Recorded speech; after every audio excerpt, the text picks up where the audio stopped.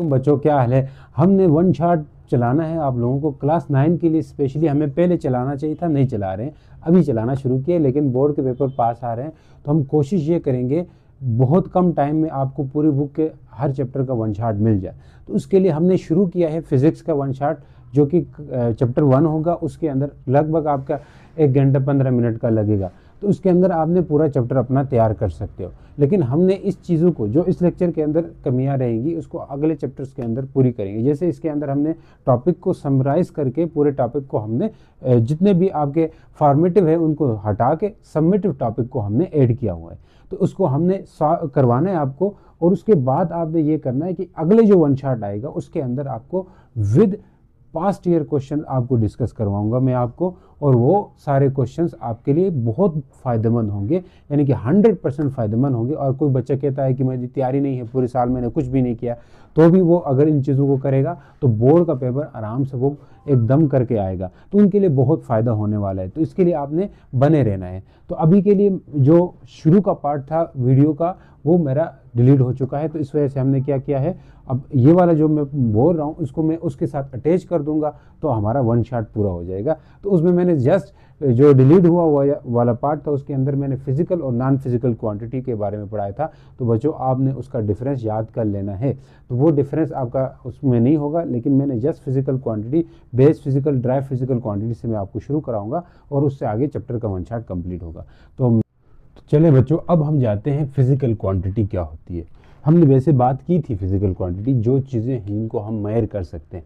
तो physical quantity को हमने मज़ीद स्प्लिट किया है। एक होती है बेस फिजिकल क्वांटिटी, एक होती है ड्राई फिजिकल क्वांटिटी, PQ का मतलब फिजिकल, और एक होती है ड्राई फिजिकल क्वांटिटी।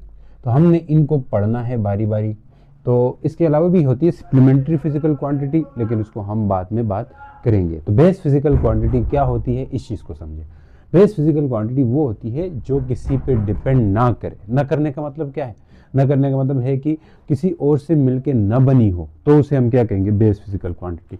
जैसे मैं कहूँ, देखो जितने भी साइंटिस्ट है, फिजिसिस्ट है, उन्होंने सोचा कि हमें ऐसी कोई फिजिकल क्वांटिटी चाहिए होगी जो बाकी तमाम फिजिकल क्वांटिटी उससे बने। जैसे आपको अल्फ़ाबेटिकल अगर हमने ले लें, अल्फ़ाबेट जो है ये क्या होता है। अल्फ़ाबेट आपके पास A है, B है, C है, ये सारे अल्फ़ाबेट हैं, ABC।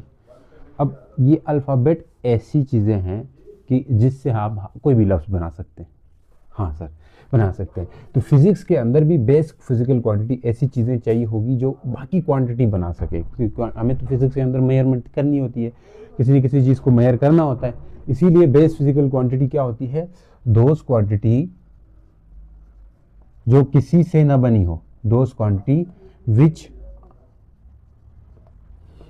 Can not,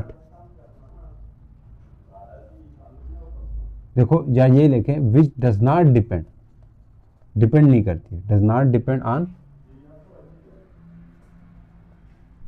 other physical quantities, तो उसे हम क्या कहेंगे, तो उसे हम बेस ना, ये क्या कहते हैं, बेस फिजिकल क्वांटिटी। या जिनको हम किसी और उसमें नहीं लिख सकते। जैसे ABC है, इस ABC को किस से मिला के लिखते हो, बनाते हो, किसी से लिखते नहीं हो ना, किसी को मिला के नहीं लिखते हो, एक्सप्रेस नहीं करते हो, लिखते नहीं हो, किसी और मतलब चीज़ों से तो नहीं मिलाते हैं, ठीक है, एक पेन चलाते हैं जस्ट। तो इसी तरह आप यूँ समझिए कि ये जो बेस फिजिकल क्वांटिटीज़ होती हैं, जो साथ है लेंथ, मेस, टाइम, टेम्परेचर, ये आपने सुने होंगे अपने क्लास में। तो इसी तरह यहाँ पे भी जो बेस क्वांटिटीज़ हैं ये भी कितनी है, ये भी कितनी है, 7 है, ठीक है। तो इसलिए हम कह सकते हैं दोज फिजिकल क्वांटिटी। क्यों हंस रहे हैं सर, मैं इसलिए हंस रहा हूँ, बहुत बड़ी बात है, चले नहीं बताऊंगा। Those physical quantities which can not be express, जिसको एक्सप्रेस नहीं किया जा सकता, किस तरह, लिखा नहीं जा सकता, एक्सप्रेस मतलब लिखा नहीं जा सकता, can not be express in term of other physical quantity. हाँ सर, जिनको हम दूसरी फिजिकल क्वांटिटी के फॉर्म में एक्सप्रेस नहीं कर सकते हो, तो उसे हम क्या कहते हैं, बेस फिजिकल क्वांटिटी। और ये कितनी है, टोटल 7 है। ठीक है। 7 कौन कौन सी है, 7 बेस फिजिकल क्वांटिटी है, लेकिन ये हम आगे जाके पढ़ लेंगे। एग्जाम्पल इसकी देखें, इसका पूरा टेबल हमने करना है क्योंकि हमें इसके टेबल से बहुत लेना देना है, क्योंकि वो याद करना है, एमसीक्यूज की फॉर्म में पूछते हैं। लेंथ है, मैस है, टाइम है, एक्सेट्रा। अब ज़्यादा नहीं, आगे जाके पढ़ेंगे, थोड़ा एसआई सिस्टम में जाके ये चीज़ आएगी। नेक्स्ट है ड्राइव फिजिकल क्वांटिटी। पहले हमने क्या पढ़ा, बेस फिजिकल क्वांटिटी। यही बेस फिजिकल क्वांटिटी को हम और नाम क्या दे सकते हैं, फंडामेंटल, ये बताना भूल गया, फंडामेंटल फिजिकल क्वांटिटी। हाँ सर, इसको और क्या नाम देते हैं, फंडामेंटल फिजिकल क्वांटिटी बोला जाता है, या बेस फिजिकल क्वांटिटी, या दूसरा नाम क्या है, फंडामेंटल फिजिकल क्वांटिटी। अब ये पहली थी।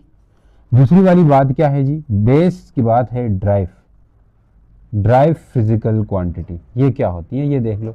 ड्राइव फिजिकल क्वांटिटी जो होती है ना, ये ऐसी क्वांटिटीज होती है जो डिपेंड कर रही होती है, किसके ऊपर डिपेंड कर रही होती है, बेस के ऊपर, तो उसको हम ड्राइव फिजिकल क्वांटिटी कहते हैं। तो इसको लिख सकते हैं, those quantity which depend on, बोलो ये किस पे डिपेंड करती है, depend on base physical quantity. एक तो ये लिखो, या those quantity which are express in term of base quantity, which, या फिर quantity that express in term of quantities that express, लिखा जा सकता हो, कैसे लिखते हैं हम बताते हैं, एक्सप्रेस इन टर्म ऑफ, बोलो किसके टर्म में, बेस क्वांटिटी।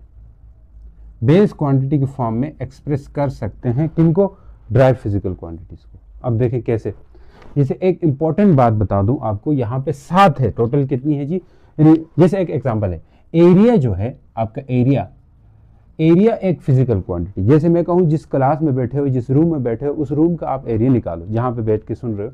तो एरिया कैसे निकालोगे सर, हमें लंबाई वर्सेस चौड़ाई, लंबाई लेंथ, चौड़ाई विड्थ, इनको मल्टीप्लाई कर देना होगा। तो मुझे बताओ, लंबाई की यूनिट मीटर में करोगे ना, चौड़ाई भी मीटर में होगी, तो ये 2 मीटर कैसी चीजें हैं, बेस है, मीटर भी बेस है और ये भी बेस है, तो यहाँ 2 बेस मिल के एरिया बना रही है। तो एरिया एक नई चीज बन गई, एक नई फिजिकल क्वांटिटी बन गई, जो किसी 2 बेस के मल्टीप्लाई करने से बन गई। तो इसलिए आप कह सकते हो ड्राइव फिजिकल क्वांटिटी हमेशा एक्सप्रेस करते हैं बेस की शक्ल में, क्योंकि यहाँ बेस होती है ड्राइव के अंदर, बेस होती है ड्राइव के अंदर। इसी तरह जो बेस है वो हम कह सकते, जो ड्राइव है उनको कह सकते हैं कि जो ड्राइव है वो हमेशा बनाई जाती है 2 बेस को मल्टीप्लाई करके या डिवाइड करें, 2 या 2 से ज्यादा बेस क्वांटिटीज को मल्टीप्लाई या डिवाइड करके हम बनाते हैं। ठीक है, it obtain by dividing or multiplying base quantities. जो बेस क्वांटिटी है उनको डिवाइड या मल्टीप्लाई करके ऑब्टेन किया जाता है ड्राइव फिजिकल क्वांटिटीज को। समझ गए, हाँ सर। तो ऐसी बहुत सारी एग्जांपल है, जैसे और ले ले, स्पीड ले ले, स्पीड नाम सुना होगा, गाड़ी की स्पीड, इसका फार्मूला होता है। अब ये स्पीड आपको देखने में पता चलता है ना गाड़ी की स्पीड कितनी है, तो ये हमेशा हम 2 चीज़ों को मिलाने से मिलती है ये स्पीड। एक होता है डिस्टेंस, एक होता है टाइम। अब यहाँ 2 चीज़ें डिवाइड हो रही है। डिस्टेंस को, वैसे डिस्टेंस की यूनिट मीटर होती है, डिस्टेंस एक लंबाई होती है, टाइम की यूनिट सेकेंड होती है। तो मुझे बताओ, मीटर और सेकेंड ये दोनों बेस है ना, तो इन दोनों को डिवाइड करके ही हमने स्पीड निकाली। हाँ सर निकाली, तो इसलिए आ गई। अब बात करते हैं एसआई सिस्टम। क्या बात कर रहे हैं सर, एसआई सिस्टम, जिसे हम सिस्टम इंटरनेशनल भी कह सकते हैं। ये क्या होता है, एसआई सिस्टम हमारे पास सिस्टम एक कंप्लीट सेट ऑफ यूनिट है। एसआई सिस्टम, सिस्टम इंटरनेशनल, ये आपके हमारे पास जो है एक सेट है यूनिट्स का, क्योंकि हमें पहले हम अलग अलग चीज़ों को अपने हिसाब से मेजर करते थे। जैसे आजकल भी पाकिस्तान और इंडिया के अंदर ये चीज़ होती है कि जो केजी है, किलो है, इसको शेर का लफ्ज़ यूज़ करते, 1 शेर 2 शेर, ठीक है। तो इसी तरह हर कंट्रीज़ के अंदर डिफरेंट यूनिट चल रही थी केजी को लेके। इसी तरह हर क्वांटिटी को अलग अलग यूनिट से मेजर किया जा रहा था। तो दुनिया के जो फिजिसिस्ट हैं, साइंटिस्ट हैं, इन्होंने सोचा कि हम क्यों ना एक ही सिस्टम बनाएं इंटरनेशनली, पूरी दुनिया में वही चले, और उसी पे चीज़ें मेयर हो, उसी पे चीज़ों का लेन देन हो, उसी पे लोग आपस में तिजारत करें या उसी पे एक दूसरों को लोग समझ सके। तो ये बेसिकली एक बहुत सारी यूनिट्स को इकट्ठी करके एक सिस्टम बना दिया है। यानी बहुत सारी चीज़ों को इकट्ठी करना, एक सेट बनाना, एक तरतीब देना, ये क्या है? सिस्टम इंटरनेशनल है। सिस्टम इंटरनेशनल हम कह सकते हैं एक सेट है, यूनिट्स का कंप्लीट सेट है। ये क्या है? यूनिट का कंप्लीट सेट है। तो इसलिए हम लिख सकते हैं it is set of complete unit, it is set of complete units, ठीक है, या it is set of units, ये लिख सकते हैं। तो इसे हम सिस्टम इंटरनेशनल। और ये कब डिजाइन किया गया है? 1960 में। 1960 में जब सिंतास मुआहिदा हुआ था। ऐसे ये मैं पाकिस्तानी पढ़ा रहा हूँ, सिंतास नहीं, 1960 के अंदर general weight and measure conference करके दुनिया के जितने भी साइंटिस्ट हैं उन्होंने सबको बुला के ये कॉन्फ्रेंस बुलाया था। उसके अंदर ये सिस्टम इंटरनेशनल का तय किया गया था, ठीक है। और भी आप चीज़ें एफएससी में पढ़ोगे इसके अंदर। वैसे 3 तरह के सिस्टम से एमकेएस, एफपीएस, सीजीएस, ये हमारे सिलेबस में नहीं तो इसको नहीं कर रहे। अब सिस्टम इंटरनेशनल के अंदर 7 बेस यूनिट्स को या 7 बेस क्वांटिटीज को फाउंडेशन रखा गया। ये इसमें किसको फाउंडेशन रखा गया? 7 बेस क्वांटिटी को, यानी कि 7 बेस क्वांटिटीज को हमने क्या रखा जी? फाउंडेशन रखा। और इनको डिफाइन किया गया, प्रॉपर इनकी डेफिनेशन भी होती है। तो 7 बेस क्वांटिटीज को क्या लिया गया? Foundation, take as a foundation, इनको फाउंडेशन की तरह लिया गया, यानी एक फाउंडेशन है, बुनियाद बनाया गया इनको। और इसी बुनियाद पे हमने क्या किया? और क्वांटिटीज़ को डिफाइन किया और क्वांटिटीज़ को मेयर करना चाहा तो किया भी है। जैसे स्पीड को डिफाइन किया मीटर और डिस्टेंस से, तो कहा उसको स्पीड बुलाएंगे। कोई चीज़ दौड़ रहा है, कोई बंदा दौड़ रहा है, तो वो स्पीड है उसके अंदर। क्यों है? क्योंकि वो बंदा डिस्टेंस भी कवर करता जा रहा है और कुछ ना कुछ टाइम भी लेता जा रहा है। तो डिस्टेंस कवर करना, साथ में टाइम का चलना, टाइम भी जाना, तो ये दो एक मिला के एक नाम दिया गया कि इसके अंदर स्पीड है, ठीक है। तो इसी तरह आपके पास ये 7 बेस क्वांटिटी को टेक एज अ फाउंडेशन लिया गया।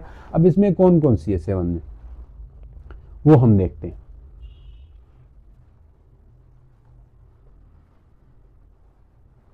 उनको देखते हैं, आ जाए। अब सबसे पहले जो है हमारे पास मैस है। मैस इसकी जो यूनिट है, नाम है मैस। मैस को वैसे आप कह देते हो किसी भी बॉडी के अंदर जो मैस है उसकी जो यूनिट रहती है वो किलोग्राम होती है। और इसको केजी यूनिट इसकी सिंबल है, सिंबल इसका केजी है। मैस के बाद टाइम है, तो टाइम का जो यूनिट है पूरा इस तरह सेकंड है और एस से लिखा जाता है। लेंथ है, तो लेंथ की जो यूनिट है वो आपके पास मीटर है। वैसे लेंथ कुछ सेंटीमीटर भी हो सकती है, किलोमीटर भी हो सकती है, लेकिन मीटर को एसआई कहा है, इसका सिंबल एम है। इसके बाद है लेंथ हो गया, टाइम हो गया, अच्छा टेम्परेचर हो गया। टेम्परेचर जो है इसके जो यूनिट है वो है केल्विन या केल्विन बोलो, तो ये कैपिटल के होता है। इसी तरह करंट है, तो करंट की जो यूनिट है वो एम्पियर है। एम्पियर साइंटिस्ट का नाम था और केल्विन भी, तो इसको कैपिटल ए से लिखा जाता है। इसी तरह अमाउंट ऑफ सब्सटेंस, यानी अमाउंट ऑफ सब्सटेंस जो केमिस्ट्री में पढ़ते हो मोल वगैरह, तो इसकी जो यूनिट होती है मोल है, तो इसका सिंबल MOL मोल लिखते हैं। फिर इसी तरह लाइट इंटेंसिटी, जो लाइट इंटेंसिटी है इसकी भी अपनी एक यूनिट होती है, लेकिन ये कभी पढ़ोगे नहीं, हाई लेवल में जाके पढ़ोगे। लेकिन लाइट इंटेंसिटी की जो यूनिट है कैंडेला है और इसको CD से लिखा जाता है। तो ये 7 इनको प्रॉपर डेफिनेशन है इनकी, हम यहाँ पे नाम के हद तक याद रख रहे हैं, इनकी प्रॉपर डेफिनेशन है। इस सारे में आपने क्या याद करना है बच्चों? फ़र्क याद करना है, बेस क्वांटिटी, ड्राइव क्वांटिटी और 7 बेस क्वांटिटीज़ और इनके नाम, उनकी यूनिट्स आपने याद करने हैं पेपर के लिए। तो ये आपके लिए अहम है। तो आगे चलते हैं नेक्स्ट लेक्चर के लिए, नेक्स्ट टॉपिक के लिए। नेक्स्ट टॉपिक आ गया SI ड्राइव यूनिट। यानी ड्राइव यूनिट्स क्या होती है? Basically unit of drive quantity. जो यूनिट किसकी होती है? ड्राइव क्वांटिटी की होती है, उसे हम ड्राइव यूनिट कहते हैं। अब ये ड्राइव यूनिट जो है ना, बेसिकली ये कैसे ऑब्टेन किया जाता है, इनको कैसे निकाला जाता है, ये हम निकालेंगे। आपकी बुक के हिसाब से जो जो चीज़ें दी हुई, जिनकी ड्राइव यूनिट दी हुई, तो हम उनको निकालेंगे। हो सकता है आपको इनमें से पूछ ले कि इसकी ड्राइव यूनिट फाइंड करो पेपर में, ठीक है। तो कैसे करते हैं, उसके लिए आपने टेंशन नहीं लेनी। अगर किसी को ये फार्मूले याद नहीं है तो टेंशन मत लो, दूसरा चैप्टर पढ़ लेंगे तो वहां पे फार्मूले याद हो जाएंगे। तो फार्मूले आपको पढ़ते जाते जाते पूरी 9th क्लास के अंदर खुद ही फार्मूले याद हो जाएंगे। एरिया के भी याद हो जाएगा, वॉल्यूम का भी याद होगा, स्पीड का भी याद होगा, एक्सेलरेशन का भी याद होगा, डेंसिटी, फोर्स, प्रेशर, एनर्जी, ये सब टॉपिक्स, ये सब फार्मूले आपके इसी बुक के अंदर आ रहे हैं। तो आगे पढ़ते वक्त याद हो जाएंगे, यहाँ जबरदस्ती याद करने की जरूरत नहीं है, ठीक है। तो यहाँ पे कहते हैं कि ये जो ड्राइव यूनिट्स होती है ना, इनको निकाला जाता है, ऑब्टेन किया जाता है या तो मल्टीप्लाई करके या तो डिवाइड करके बेस क्वांटिटीज को। जब बेस क्वांटिटीज को मल्टीप्लाई या डिवाइड करके इनको ऑब्टेन किया जाता है, यानी निकाल, ऑब्टेन का मतलब है इनको बना दिया जाता है या इनको निकाल लिया जाता है, तो ये ड्राइव यूनिट्स बन करके आती है। अब देखिए कैसे निकालते हैं। मान के चले एरिया है, तो एरिया की जो ए से लिखते हैं सिंबल, और इसकी जो ड्राइव यूनिट निकालना है तो लेंथ मल्टीप्लाई बाई विड्थ कर देते हैं या ब्रेथ कर देते हैं। भाई लेंथ की यूनिट क्या होगी, मीटर, और विड्थ की यूनिट भी क्या होगी, मीटर। तो कुल मिला के मीटर स्क्वायर, और मीटर स्क्वायर कहाँ से निकला, दो बेस यूनिट से निकला, जो कि लेंथ क्या है, बेस है, बेस क्वांटिटी है। विड्थ क्या है, बेस है। सर विड्थ तो बेस नहीं है भाई, विड्थ चौड़ाई है, वो भी तो एक लेंथ ही होती है ना। हाँ बिल्कुल, क्योंकि हमने अपनी जबान में उसको चौड़ाई बोला हुआ है, अदरवाइज वो भी खुद क्या है, एक लेंथ ही है। अच्छा, इस तरह ये इसकी क्या होगी, ये ड्राइव यूनिट होगी, डी होगी, ठीक है।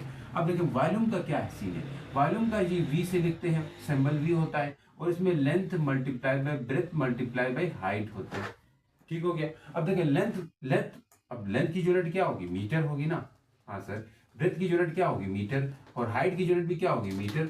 भाई नाम अलग है, ब्रेथ मतलब चौड़ाई हुई होगी, या लेंथ विड्थ हाइट भी कर सकते हैं। कोई चाहता है यहाँ विड्थ की ब्रेथ की जगह विड्थ लिख लो, हाइट भी लिख सकते, हाइट भी लेंथ है, ये तीनों लेंथ है, तो 3m आ गया, तो m का क्यूब आएगा, और यही आपका ड्राइव यूनिट होगा। समझ चुके हो। आगे चलो स्पीड का देख लो। स्पीड क्या है, स्पीड का फार्मूला v होता है, और ये निकलता कहां से, डिस्टेंस बाई टाइम से। डिस्टेंस डिवाइड बाई टाइम करोगे तो आपके पास क्या आ जाएगी, स्पीड। अब डिस्टेंस की यूनिट क्या है, बोलो रे भाई, डिस्टेंस लेंथ होती है ना एक, यानी फासला एक लेंथ ही होती है, तो इसीलिए हम कह सकते हैं लेंथ बाई टाइम भी लिख सकते हैं। लेंथ की यूनिट तो मीटर होगी, और टाइम की यूनिट सेकेंड होगी, तो इसको मीटर सेकेंड -1 कर सकते हैं, और ये हमारी ड्राइव यूनिट होगी।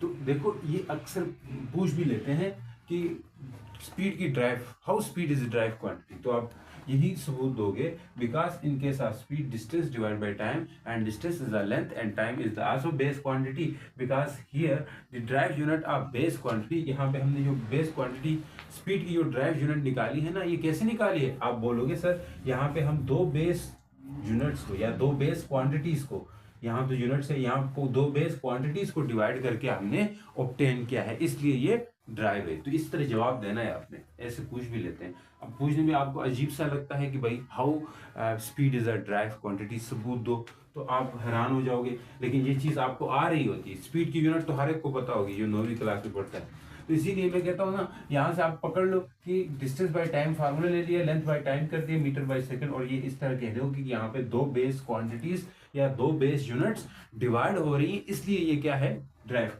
यूनिट है या ड्राइव क्वांटिटी है। ड्राइव यूनिट इसलिए है, ये भी कह सकते हो, या ड्राइव क्वांटिटी भी इसलिए है, ये भी कह सकते हो। अब एक्सेलरेशन का ले लें, एक्सेलरेशन का सिंबल ए होता है। अब यहाँ पे हम क्या करते हैं, एक्सेलरेशन होता है स्पीड या velocity divide by time, velocity by time. अब एक्सेलरेशन को खैर वेक्टर है, वो हम बाद में देखेंगे।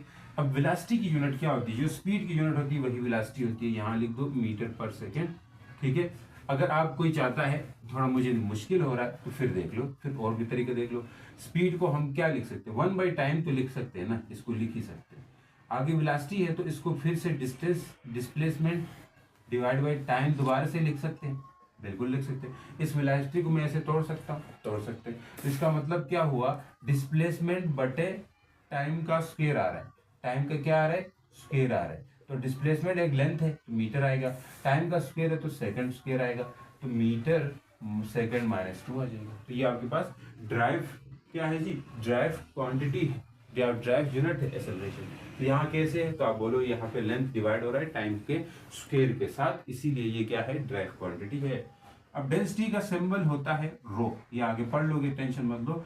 तो ये होता है mass divided by volume, mass divided by volume. अब मास क्वांटिटी है तो केजी लिख सकते हैं। अब मास को एम मास लिख दिया, देखो मास के लिए मैं केजी लिख सकता हूँ, बिल्कुल लिख सकते हैं। वॉल्यूम के लिए मैंने लिखा था यहाँ पे, नहीं तो आप चाहते हो तो ऐसे लिखो, लेंथ ब्रेथ हाइट करो, फिर अगली दफा लिख लो।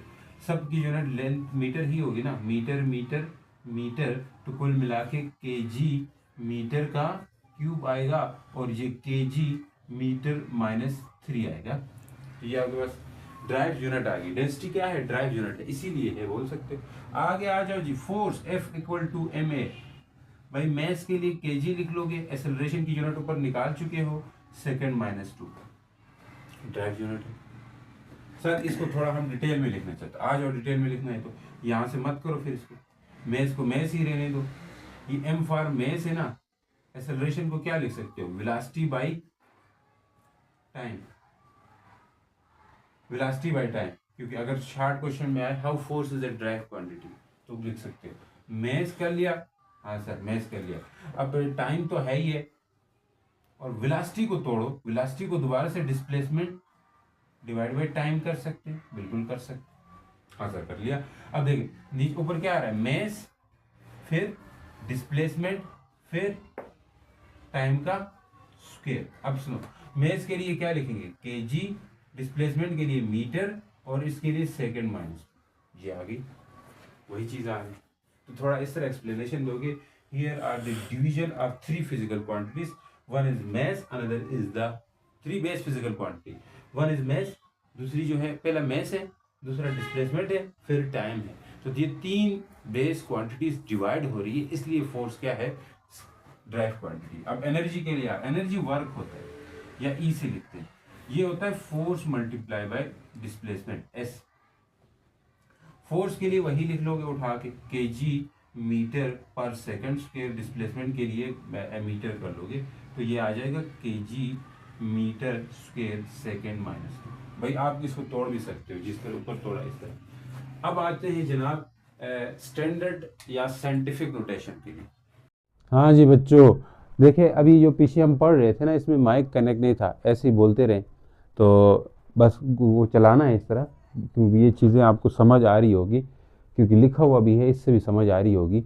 तो वहाँ आवाज़ वॉइस का थोड़ा मसला हो सकता है, तो इस चीज़ को आप मैनेज कर लें। तो अब पढ़ते हैं जी, साइंटिफिक या स्टैंडर्ड फॉर्म क्या होती है। फिज़िक्स के अंदर आमतौर पर क्या होता है, बहुत बड़े नंबर्स भी होते हैं, बहुत छोटे नंबर्स भी होते हैं। यानी कि फ़िज़िक्स के अंदर, physics basically science of measurement है। यहाँ पे हम चीज़ों की मेजरमेंट लेते भी हैं, और ऐसी ऐसी मेजरमेंट लेते हैं जो आपने सोच भी नहीं रखा होगा। जैसे यहाँ से सूरज तक क्या डिस्टेंस है, ये भी फिज़िक्स के अंदर मेजर किया जाता है और किया जा सकता है। इसी के साथ साथ यहाँ से छोटी चीज़ क्या है, एटम है, एटम का साइज़ कितना है ये भी मेजर किया जा सकता है फिज़िक्स के अंदर ख़ास तौर पर। तो इतनी छोटी छोटी चीज़ें आप देख पा रहे हो कि मेजर हो रही है। तो इसीलिए फिज़िक्स डील करती वेरी लार्ज नंबर और वेरी स्मॉल नंबर। तो हम क्या करते हैं, जैसे मान के चले ये एक बड़ा नंबर दे रहा हूँ आपको, छोटा नंबर दे रहा हूँ, इस तरह पॉइंट में है तो ये छोटा है 385। अब ये एक छोटा नंबर है, तो इस छोटे नंबर को हमने क्या करना है कि आसानी करके 10 की पावर में लिखना है, ठीक है, ताकि हमें ये नंबर जगह भी कम घेरे। तो इसलिए हम कह सकते हैं 3.85 10 की पावर कितना होगा, 1 2 3 4 5 6 7 8, ठीक है, -8 होगा।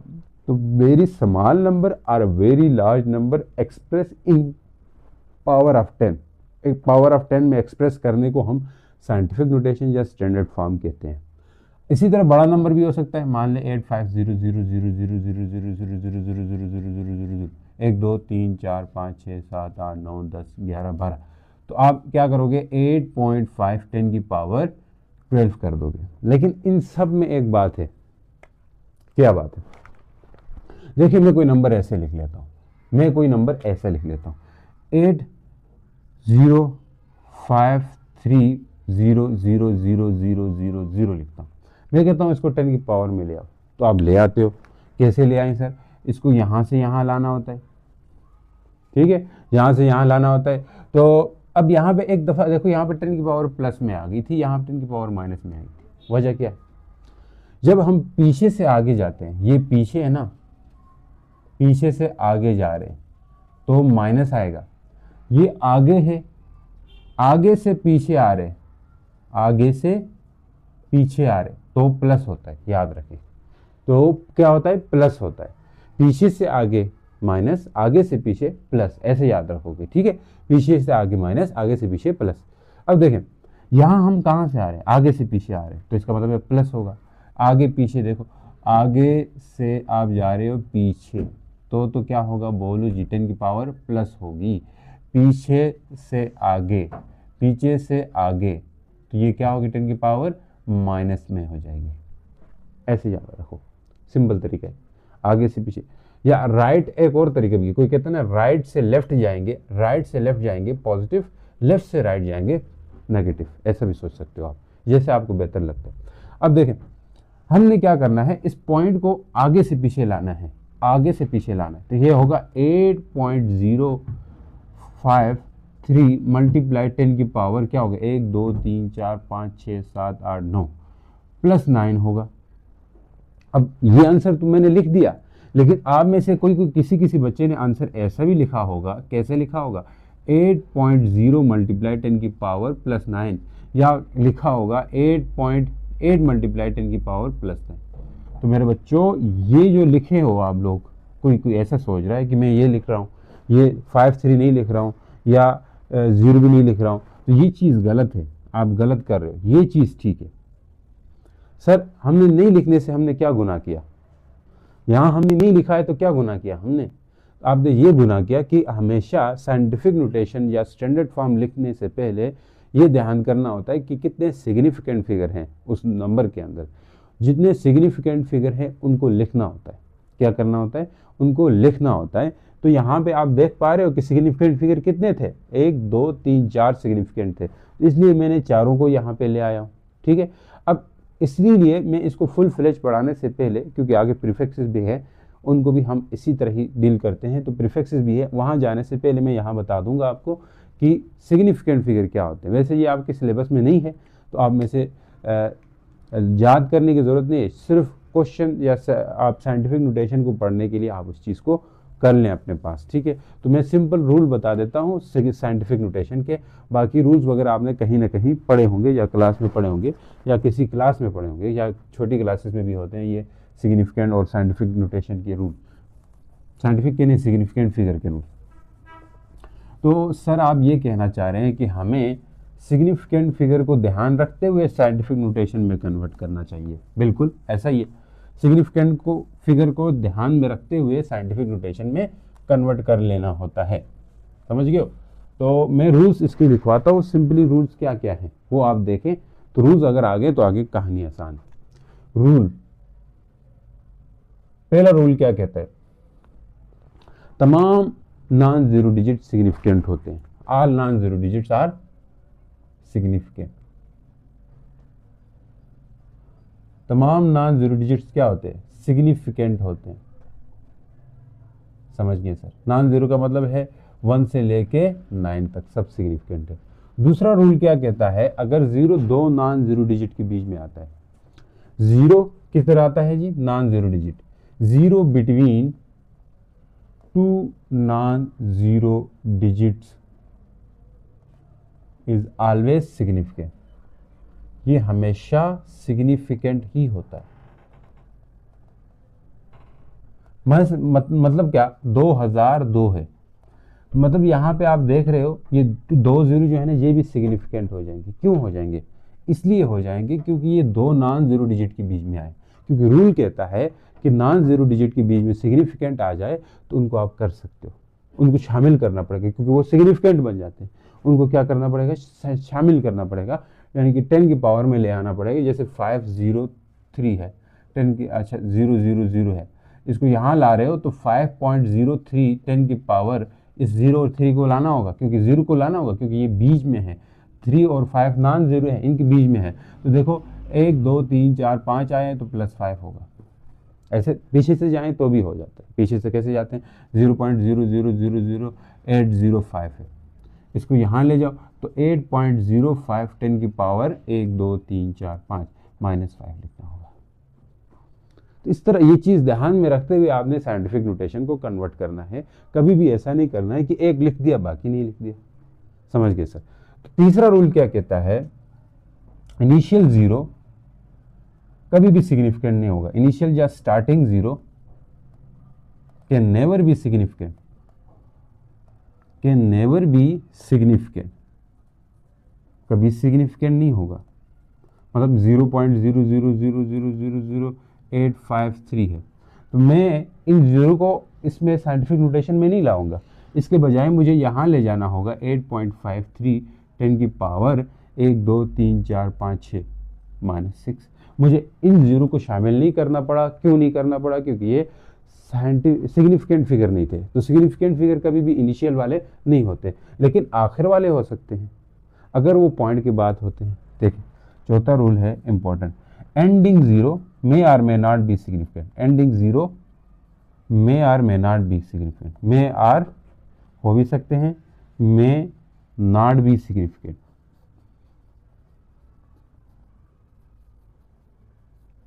कब हो सकते हैं वो आप देखें, तो कब नहीं हो सकते वो आपको समझ आएगा। जैसे ऐसा कोई नंबर है 58.0, अब ये वाला आपका क्या है, सिग्निफिकेंट है ये जीरो, क्योंकि पॉइंट के बाद आया है।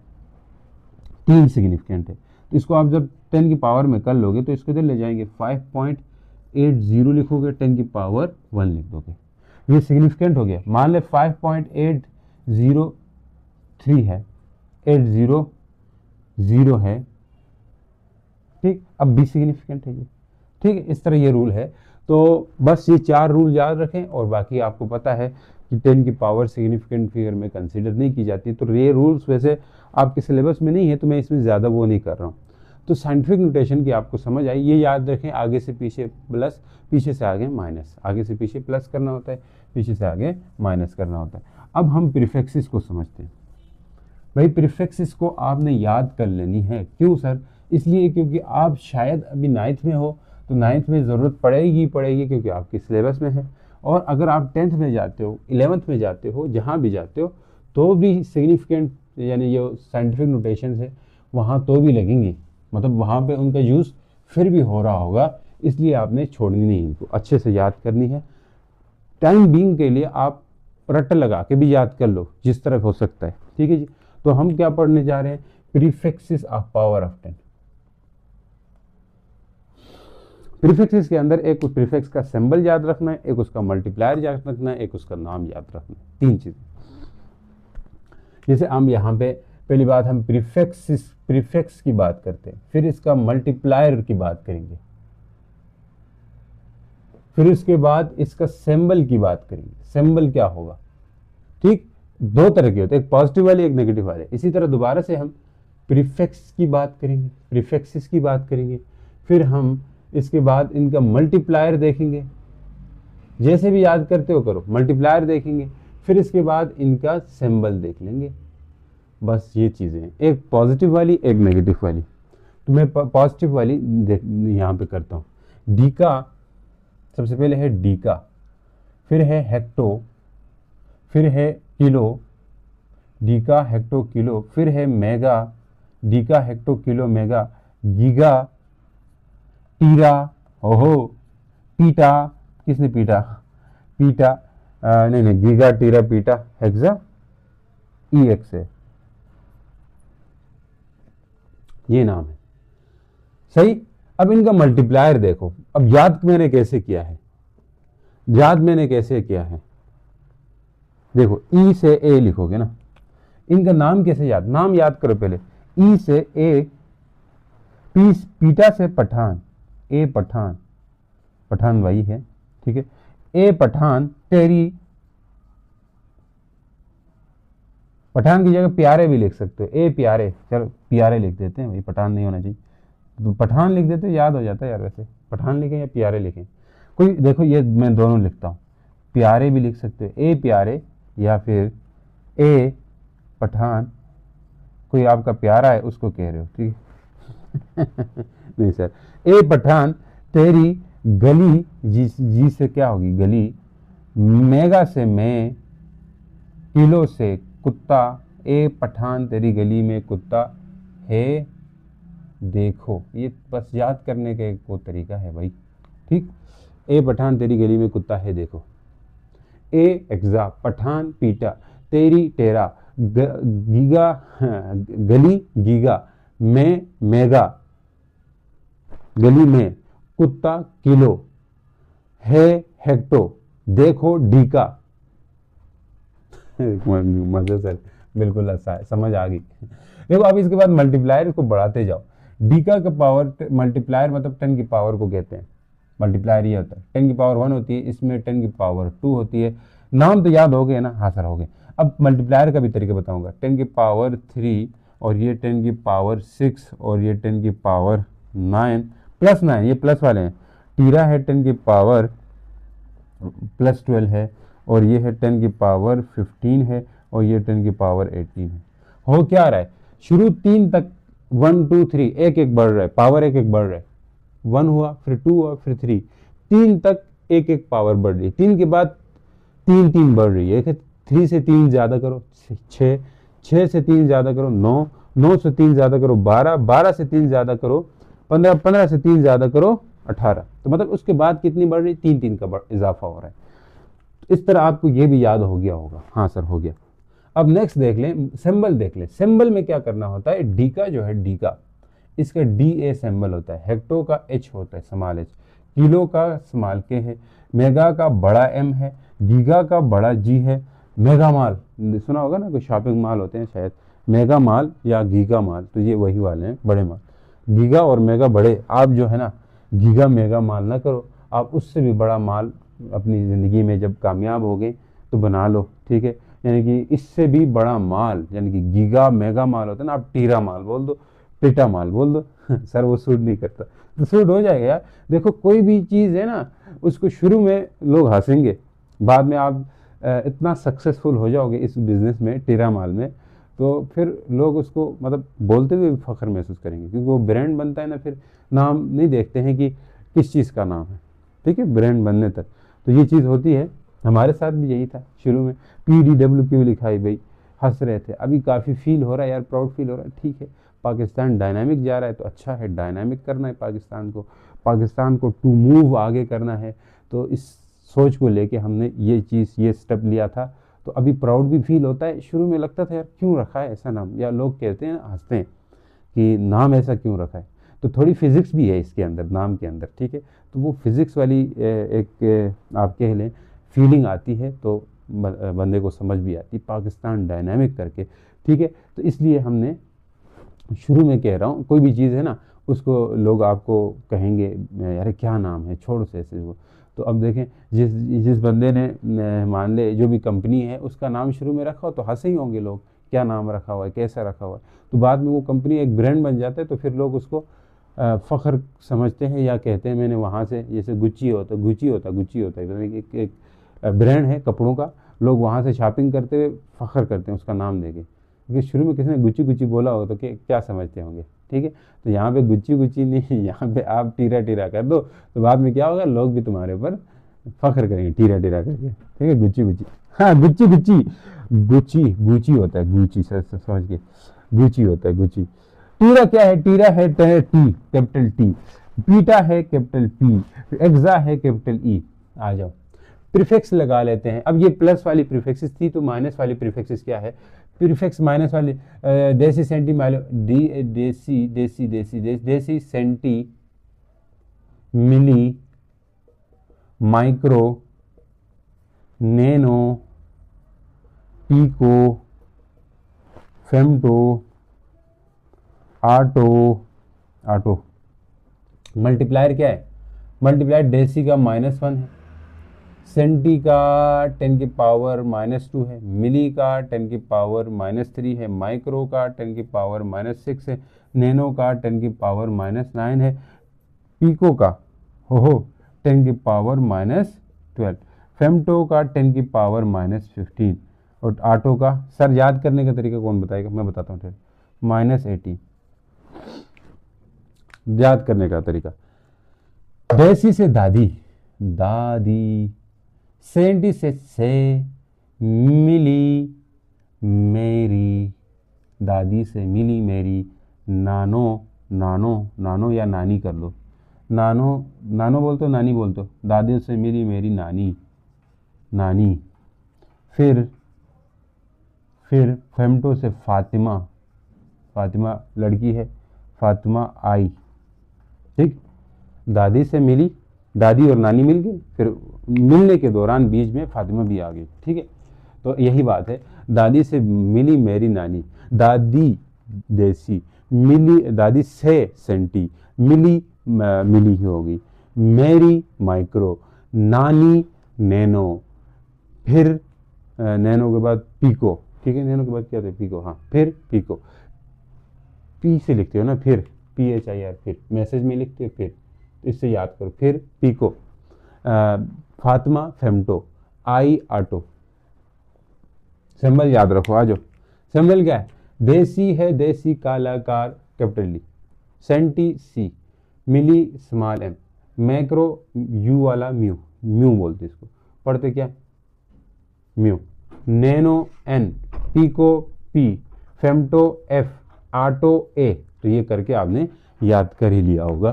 तो प्रीफिक्स इसका एक सवाल बड़ा मशहूर आता है बोर्ड के पेपर में, वो मैं आपको यहाँ कराता हूँ कि एक प्रीफिक्स दूसरी प्रीफिक्स से कितनी टाइम ज़्यादा है। वो आपसे पूछ भी लेते हैं कि कितने टाइम है, ये इस तरह के एमसीक्यूज होते हैं। मैं यहाँ पे एक बात बताऊँ आपको, मैंने इस वाले वन शॉट के अंदर या कह लें समरी लेक्चर के अंदर पास क्वेश्चंस इतने नहीं लाया हूँ। अगले में मेरा फुल इरादा है आपको क्वेश्चंस भी बताऊँ, ताकि एक दफ़ा ये अच्छे से आपके ये है ना इस वन शॉट के अंदर आपके बोर्ड के PYQs भी होंगे। ठीक है, पास्ट ईयर क्वेश्चन मतलब पिछले सालों में कौन कौन से क्वेश्चन आए हैं वो मैं इस तरह शामिल करा के बताता जाऊंगा। अभी के लिए ये इस तरह चला लो। खैर पहला चैप्टर आसान भी है, लेकिन एट द एंड जाके बोर्ड के करीब मैं इसको दोबारा से आपको वन शॉट दे ही दूंगा। ठीक है, इसके लिए आप तैयार हो जाएं। अब नेक्स्ट चीज़ कर लेते हैं। अस्सलाम पूरी वीडियो पढ़ते हैं जी, स्केलर्स और वेक्टर्स में क्या फ़र्क है। वैसे इसका डिफरेंस ही पूछते हैं, बाकी ऐसा कोई क्वेश्चन नहीं आता, तो जो आते हैं सब वही पढ़ेंगे। स्केलर्स क्या होते हैं, इनके पास सिर्फ मैग्नीट्यूड होता है। तो मैग्नीट्यूड समझ लो पहले क्या होता है। मैग्नीट्यूड होगा हमारे पास नंबर के साथ यूनिट हो।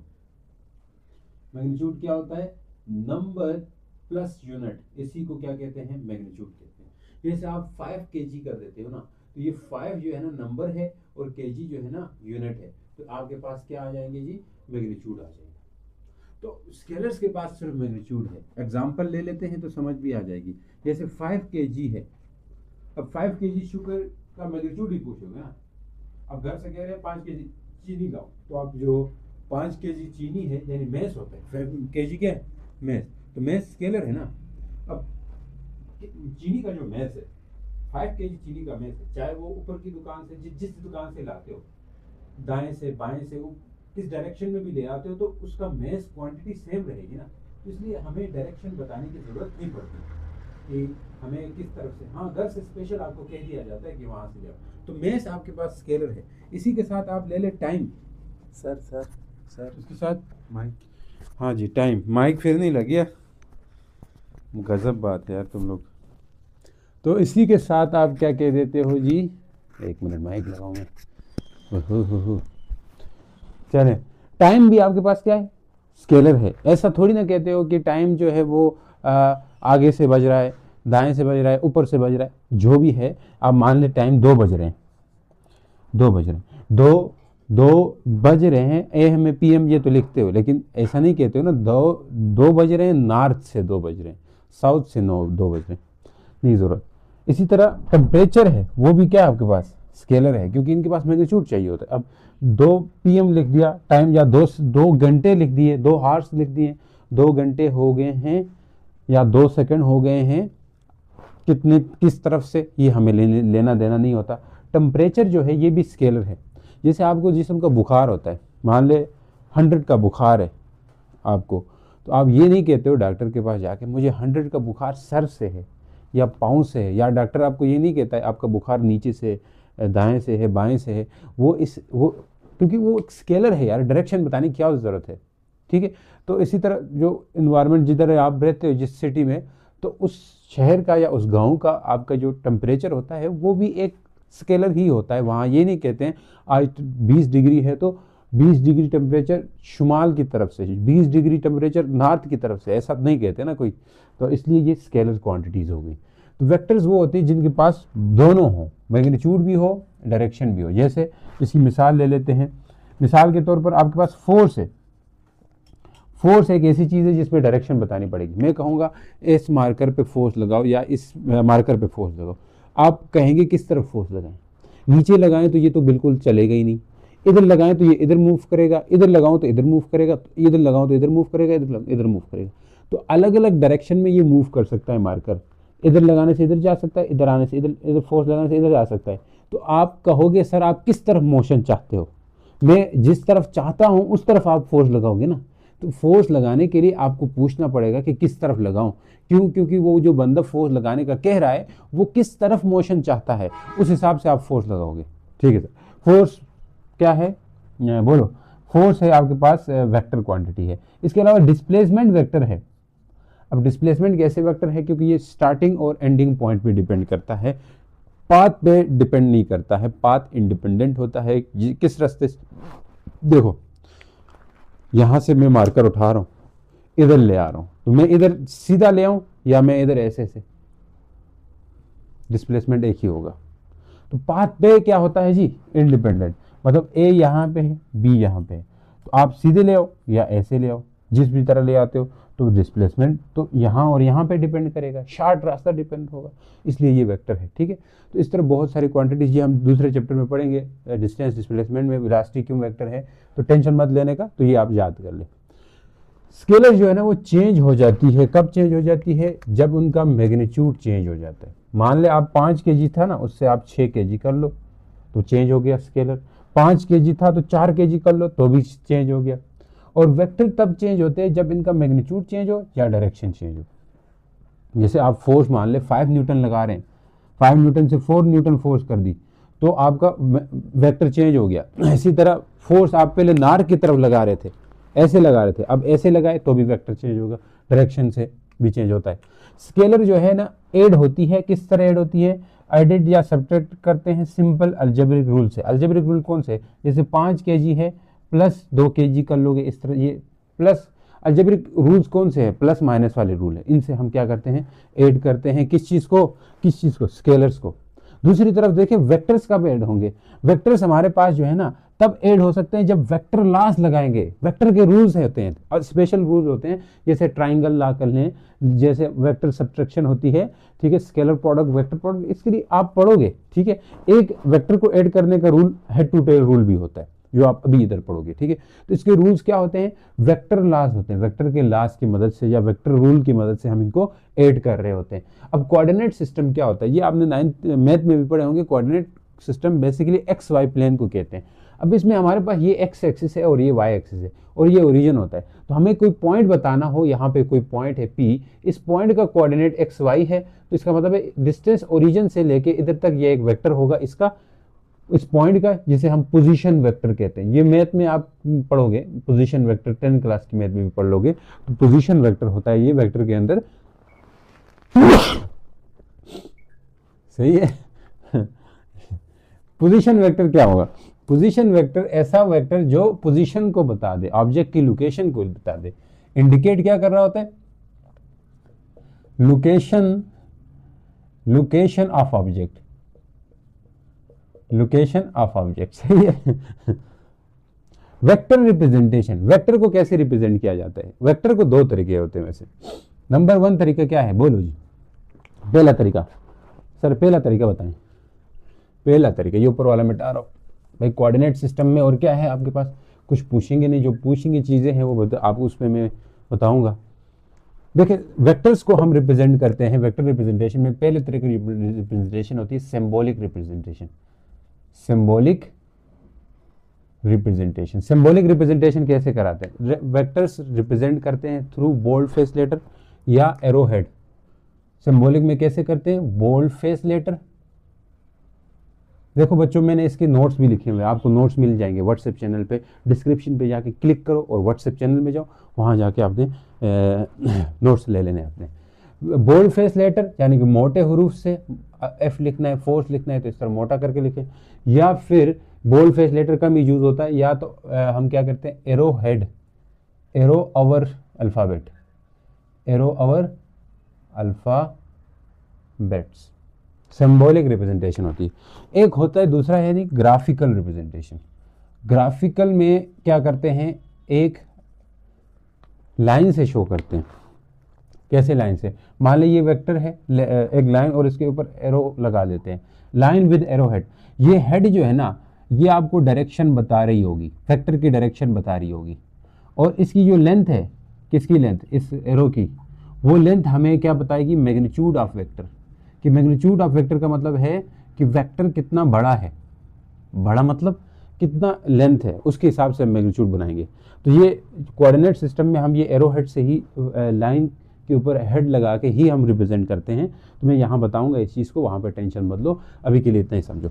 अब देखिए ये एमसीक्यूज पूछते हैं, लेंथ ऑफ वेक्टर क्या शो कर रही है, तो आप बोलोगे मैग्नीट्यूड शो कर रही है, और हेड क्या शो कर रही है, डायरेक्शन शो कर रही है। Steps to represent a vector in coordinate system. Coordinate system में वेक्टर को रिप्रेजेंट करने के लिए क्या स्टेप्स होंगे, ये चीज़ देख लेते हैं। वैसे स्लाइड्स बना के लिखना वो होता है थोड़ा सा, क्योंकि हम इससे आदी नहीं है, ठीक है, तो गुजारा कर लो।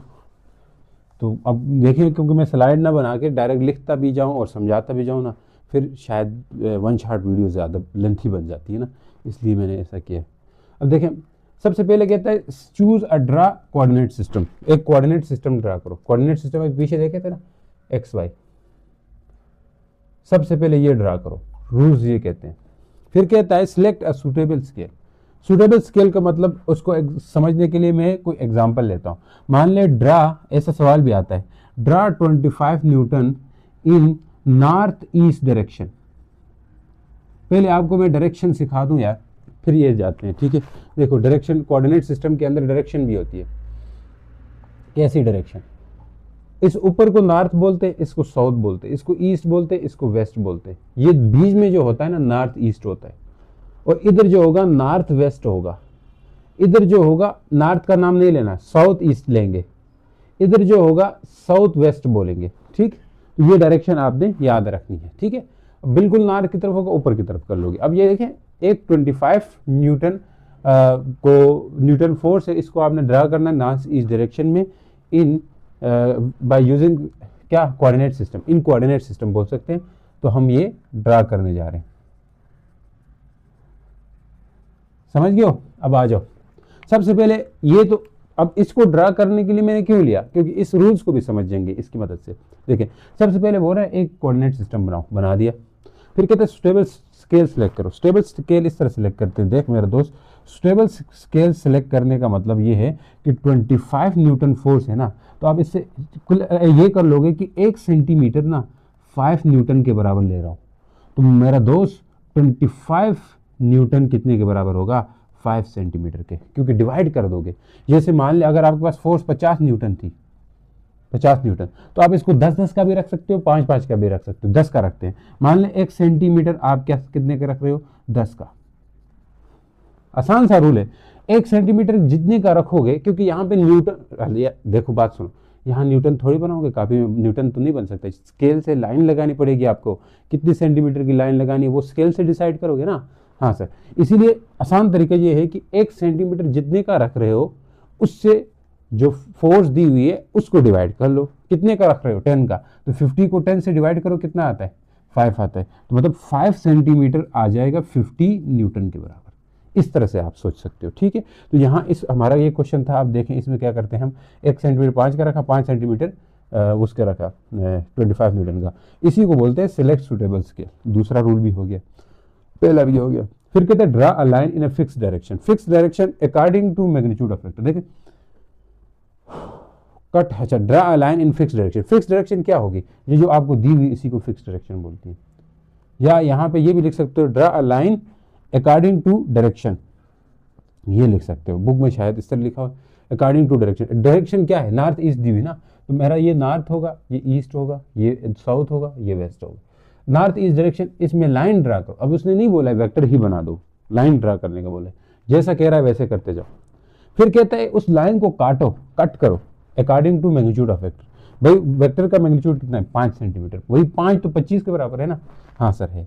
इसका मतलब है 5 मान ले यहाँ तक हो रहा है, तो यहाँ तक आपने कट लगाया, कट लगाने के बाद इधर क्या लगाया, एरो हेड लगा दिया, इधर क्या लगा दिए, एरो हेड लगा दिए। तो इसका मतलब है ये आपने नॉर्थ ईस्ट डायरेक्शन में ड्रा तो कर लिया, और कितने एंगल से ड्रा किया, नॉर्थ ईस्ट में कर लिया, और ये यहाँ लिख दोगे कि ये 5 सेंटीमीटर है और यही 25 न्यूटन के बराबर। और ये पेपर में आते रहे यार, आते रहे, रूल समझ आ गया। और यही कह रहा है put arrow head over the direction of vector, ये पुट भी कर दिया हमने। तो रूल ये आपने याद रखने हैं।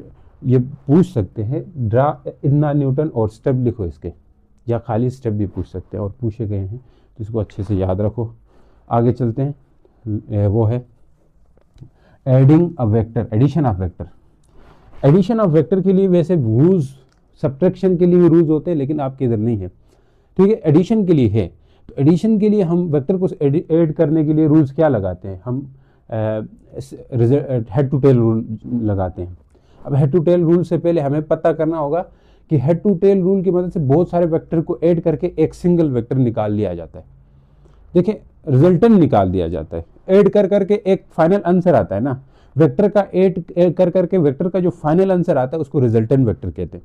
बहुत सारे वेक्टर्स को जोड़ते जाओ, जो इसके आगे दूसरा वेक्टर, एक के आगे दूसरा वेक्टर, मान ली चलो ये देखो ये वेक्टर फिर ये वेक्टर, इन दोनों का रिजल्टेंट ये होगा। रिजल्टेंट का मतलब है मान ली ये ए वेक्टर था, ये बी वेक्टर था, इन दोनों का ये रिजल्टेंट जो है ना वो ए प्लस बी होगा, मतलब इन दोनों का जमा ये होगा।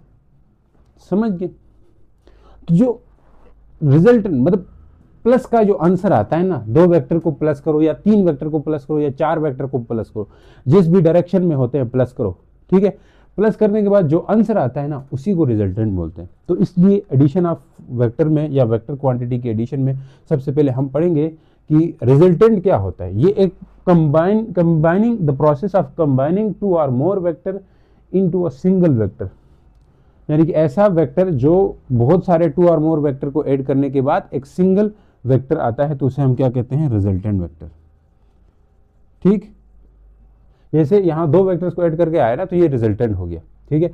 अब मैं हेड टू टेल रूल को समझाऊंगा, तो आप देखते जाए। हेड टू टेल रूल के भी वैसे सिंपल से रूल्स हैं, वो रूल्स में बाद में लिखाऊंगा, पहले मैं समझाता हूं कोई एग्जांपल लेके। मान ले एक वेक्टर इस तरफ है, ए वेक्टर, फिर दूसरा वेक्टर इस तरफ है, बी वेक्टर। हो सकता है क्या? बिल्कुल हो सकता है, ठीक है। फिर कहता है फाइंड रिजल्टेंट, फाइंड रिजल्टेंट। तो मैं पहले रिजल्टेंट को फाइंड करना सिखाता हूं आपको। मान ले अब ऐसे हेड टू टेल रूल ये कहता है किसी भी वेक्टर को पहले वेक्टर मान लो, किसी को भी। तो हम पहले इसको मान लेते हैं, ये ए वेक्टर आ गया। ए वेक्टर के सर के आगे बी वेक्टर लगाओ, जिस डायरेक्शन में है उसी डायरेक्शन में लगाओ, ये बी वेक्टर। फिर पहले की टेल और लास्ट की हेड को मिला दो, तो ये आपका रिजल्टेंट हो जाता है, जो कि ए वेक्टर प्लस बी वेक्टर हो जाएगा। समझ गए?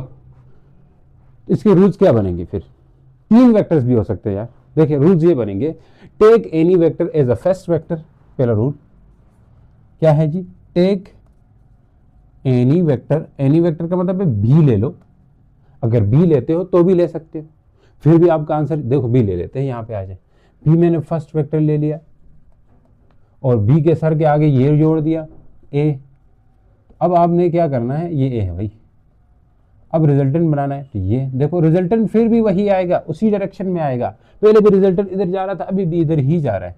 ये बी प्लस ए है, तो कोई फर्क नहीं हुआ ना। तो आप इसीलिए कहते हो take any vector as a first vector. इसके रूल्स लिख सकते हो, पूछते हैं कभी कभी, नहीं तो इतना इशू नहीं है, ठीक है। Take any vector, draw first vector, draw second vector such that, दूसरा वेक्टर ड्रा करो, सेकंड वेक्टर क्या है, जैसे बी है जहां पे, वहां पे ले लो तो ए है। Draw second vector such that the tail of second vector, tail of second vector मिल जाएगी। इस तरह ड्रा करना है कि दूसरे वेक्टर की जो टेल है वो पहले वेक्टर की हेड से मिल जाए। ये सर है ना इसका, हाँ, इसकी जो टेल है, दुम है, दुम इसकी सर से मिल जाए जी। इसी को कहेंगे draw second vector such that the tail of second vector coincide, या मिल जाए, coincide with head of first vector, head of first vector, ऐसे लिख लोगे ना, हेड ऑफ फर्स्ट वेक्टर, तो फर्स्ट वेक्टर के हेड के साथ लिख लेना है आपने इस तरह, ठीक है। एंड इसी तरह आपने कंटिन्यू करना है, continue till last vector edit, last vector edit, मतलब अगर और वेक्टर होता ना, मान ले तीसरा एक और वेक्टर भी होता, मान ले ये ले इस तरह होता, मान ले ये इस तरफ से होता थोड़ा सी वेक्टर, तो फिर सी की जो टेल है बी के हेड के साथ आती, और इस तरह लास्ट वेक्टर तक आपने ये करते जाना है। तीसरा रूल क्या कहता है, draw resultant in such way in opposite order, ये देखो ड्रा रिजल्टेंट, फिर रिजल्टेंट आएगा ना 3-4 ऐड करने के बाद, रिजल्टेंट इन अपोजिट ऑर्डर, मैंने बुक वाले एग्जांपल नहीं लिए, आप वो खुद ही समझ जाओ भाई। अपोजिट ऑर्डर का मतलब है जैसे ये ऐड कर रहे थे ना, एक के आगे एक, एक के आगे एक, उसका उल्टा काम करो। उल्टा काम कैसे होगा, अगर मैं ऐसा करूंगा तो ये सेम ऑर्डर हुआ ना, जिस तरह पहले कर रहे थे वही होगा। अपोजिट ऑर्डर का मतलब ये है कि आप इधर से इधर ले लो, तो ये आपका रिजल्टेंट वेक्टर हो गया। समझ चुके हो? हाँ सर। अब जाते हैं अगले पड़ाव की तरफ, अपोजिट ऑर्डर इसी को बोलते हैं। चलो बच्चों, अभी है जी एरर्स पढ़ते हैं। एरर क्या होता है? देखो एरर बड़ा आसान टॉपिक है, इसको मैं थोड़ा सा टाइम लेके समझाऊंगा, नहीं तो डायरेक्ट एक्सप्लेन करने से समझ नहीं आएगा। खुश टॉपिक है। देखो आमतौर पर मैं आपको एक डंडा दे दूं, इसकी लेंथ मेजर करने के लिए दे दूं, तो आप स्केल रखोगे, स्केल रख के आप मेजर करोगे ना। हाँ सर, स्केल रख के करेंगे, और तो क्या है हमारे पास। देखिए यहाँ 0 है, मान लें 1 2 3 4, यहाँ फिर स्केल की मेजरमेंट ले रहे हैं 1 2 3 4, फिर 5 वाला डंडा बड़ा, फिर 6 7 8 9 10। अब ये जो डंडा है नज़र आ रहा है, ये कहाँ पे आ रहा है, मैं जानबूझ के इस तरह की है बीच में। देखो ये जो 1 सेंटीमीटर का और 0.5 ये बड़ा वाली उंगली होगी, फिर 0.6 0.7 0.8, फिर 0.9 नहीं है बल्कि ये 0.8 और 0.8 और 0.9 के बीच में है। तो अब इसकी जो असल वैल्यू है, मान ले वो आपको दे दी है मैंने, जिसे हम ट्रू वैल्यू कहते हैं। इसकी जो असल वैल्यू है जो मैंने मेजर करके दी है वो 0.8 मान ले 56 है सेंटीमीटर है। आप मेजर कर रहे हो जनाब 0.8 कर रहे हो, कभी 0.9 कह रहे हो, आपको समझ ही नहीं है, ठीक है, आपको समझ ही नहीं है। तो ये जो वैल्यू है ये एक्यूरेट वैल्यू है, इसको ट्रू या और कौन सी वैल्यू कहते हैं, एक्यूरेट वैल्यू कहते हैं। और ये जो आपने मेजर करके दी दो वैल्यूज, इसे हम मेजर्ड वैल्यू कहते हैं। इसे क्या कहेंगे, मेजर्ड वैल्यू, सही है। तो जो फर्क होता है कितना, अब देखो आपने ये मेजर किया 0.8 0.9, कभी कह दिया सर 0.8 है, कभी कह दिया सर 0.9 है, लेकिन असल में थी 0.856। आपकी जो मेजरमेंट है उसमें कुछ तो फर्क आ रहा है। तो आपने कहा क्या फर्क आ रहा है, क्या फर्क आ रहा है, तो आप माइनस करोगे अपनी वाली वैल्यू को मेरी वाली वैल्यू से। इसको कहते हैं, आपकी वैल्यू को मैं measured value, M value for measured value, T value for the true value. आप क्या करोगे 0.9 माइनस 0.856 रखोगे तो ये वैल्यू पॉजिटिव आएगी। हाँ सर, कुछ भी कुछ आएगी। और इसी तरह कभी आप ये वाली भी रख के चेक करते हो 0.8 माइनस 0.856, अब जो है ना नेगेटिव आएगी। तो मतलब क्या सीखा, एरर होता क्या है, डिफरेंस होता है, माइनस को बोलते हैं डिफरेंस। हाँ sir, difference, difference between measured value and true value is called error. Error की डेफिनेशन है, हम जब भी एरर निकालते हैं तो डिफरेंस करते हैं ट्रू वैल्यू और मेजर वैल्यू। ये आपके पास मेजर्ड वैल्यू और ये ट्रू वैल्यू है। ट्रू वैल्यू क्या थी, जो मैंने आपको दी है, तो मेजर करते हैं यानी डिफरेंस कर लेते हैं मेजर्ड वैल्यू और ट्रू वैल्यू के बीच में, तो उसे हम क्या नाम देते हैं, एरर। और बात याद भी ये भी रखें कि एरर जो है ना, एरर का आंसर पॉजिटिव भी आ सकता है, एरर का आंसर नेगेटिव भी आ सकता है, ये दोनों चीजें हो सकती है। एरर क्या होता है, फिर से जो भी मेजर्ड वैल्यू होती है, मेजर्ड वैल्यू क्या होगी, जो आप मेजर कर रहे होंगे उसको आप डिफरेंस कर दो यानी माइनस कर दो ट्रू वैल्यू से, तो आपके पास एरर निकल के आएगा। अब एरर की बहुत सारी टाइप्स है, क्या क्या टाइप्स है सर, सबसे पहले आती है सिस्टमेटिक एरर। सिस्टमेटिक जो सिस्टम है, जो आपके पास अपरेटस है, इंस्ट्रूमेंट है, उसकी वजह से जो एरर आता है वो आपके पास सिस्टमेटिक एरर है। क्या इंस्ट्रूमेंट है, जैसे आपके पास वर्नियर कैलिपर होता है, क्या होता है सर, वर्नियर कैलिपर में बताता हूँ, वर्नियर कैलिपर क्या होता है, ये वर्नियर कैलिपर है, ठीक है। अब इस वर्नियर कैलिपर में क्या रहता है, आपके पास जार्स रहते हैं, वैसे ये पढ़ेंगे किसी दिन मौका मिलेगा तो ठीक है, वरना ये आपके शायद पीवीए का हिस्सा है, तो पीवीए में ये चीज़ आएगी। तो अब ये वर्नियर कैलिपर है, ये आपका आ गया इंस्ट्रूमेंट। सिस्टमेटिक एरर के टाइप्स भी होती है, एक इंस्ट्रूमेंटल एरर करके, तो ये आपके पास इंस्ट्रूमेंटल एरर हो गया एक तरह से। अब जानना ये है कि ये जो मेजरमेंट देगा आपको कौन, ये जो वर्नियर कैलिपर आपको मेजरमेंट देगा, ये मेजरमेंट देखें आगे पीछे कर रहा हूं मैं। अब इसमें क्या होगा कि इसमें एरर आ सकता है, कौन से एरर आएंगे, positive zero error, negative zero error, ये आपने कहीं ना कहीं क्या होगा पढ़ा होगा। अब ये जो पॉजिटिव जीरो एरर या नेगेटिव जीरो एरर आता है किसी वर्नियर कैलिपर के अंदर, वो या तो पॉजिटिव आएगा या तो नेगेटिव आएगा। इसीलिए जो एरर है हमने कह दिया था पॉजिटिव भी आ सकता है, नेगेटिव भी आ सकता है। तो अब ये एक डायरेक्शन में आएगा, या किसी वर्नियर कैलिपर में पॉजिटिव एरर होगा या किसी वर्नियर कैलिपर में नेगेटिव एरर होगा। तो वो आप कह देते हो कि वर्नियर स्केल का जीरो मेन स्केल के जीरो के साथ कोइंसाइड ना करे, कोइंसाइड करे तो कोई जीरो एरर नहीं, कोइंसाइड ना करे तो एरर होता है। तो खैर ये चीजें हम पढ़ लेंगे, जिंदगी रही तो। अब बात क्या करना चाह रहे थे सर, बात ये करना चाह रहे थे सिस्टमेटिक एरर, ऐसा एरर जो एक डायरेक्शन में आए। जैसे यहाँ पे वर्नियर कैलिपर का जो एरर है वो एक डायरेक्शन में आ सकता है। क्यों आ सकता है, क्योंकि या तो उस वर्नियर कैलिपर के अंदर पॉजिटिव जीरो एरर होगा या तो नेगेटिव जीरो एरर होगा। तो आइदर पॉजिटिव और negative, that is called systematic error. अगला सुन लो, सोर्सेस क्या है, क्या किस किस वजह से आता है सिस्टमेटिक एरर।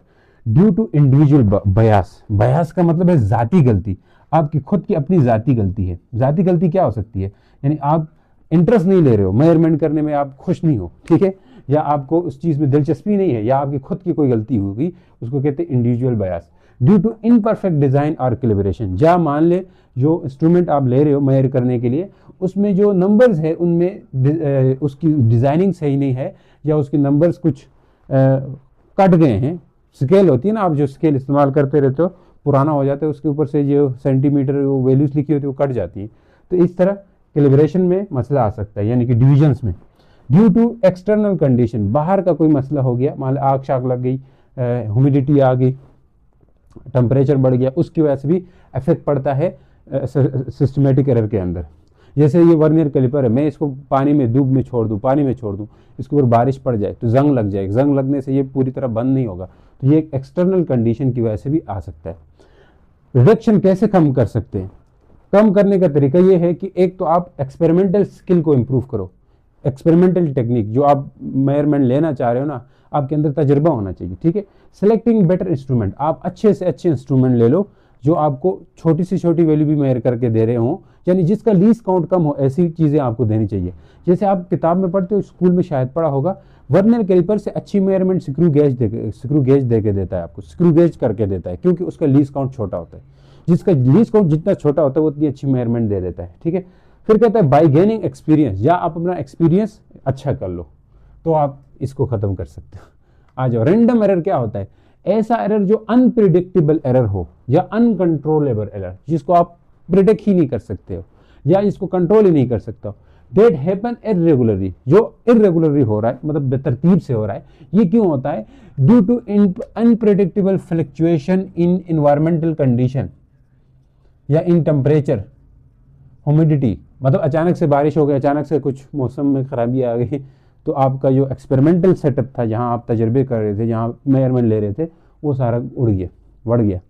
तो उस वजह से फिर कहते हैं तो रिडक्शन, इसको कैसे कम कर सकते हैं रैंडम एरर को, मतलब रैंडम एरर तो आप इनको तो कम कर सकते हो कि आप अपनी एक्सपेरिमेंटल टेक्निक को अच्छी करो, अच्छे अच्छे इंस्ट्रूमेंट लो, गेनिंग एक्सपीरियंस करो। अब ये सब कुछ आपके पास है, मान लें अच्छी टेक्निक भी आपके पास है, अच्छे इंस्ट्रूमेंट भी है, एक्सपीरियंस भी है, लेकिन फिर भी आपके पास एक ऐसा एरर आ रहा है जो प्रिडिक्ट ही नहीं कर रहे हो, मतलब बेतुका आ रहा है ऐसे बीच में, तो आप उसको कैसे कम करोगे।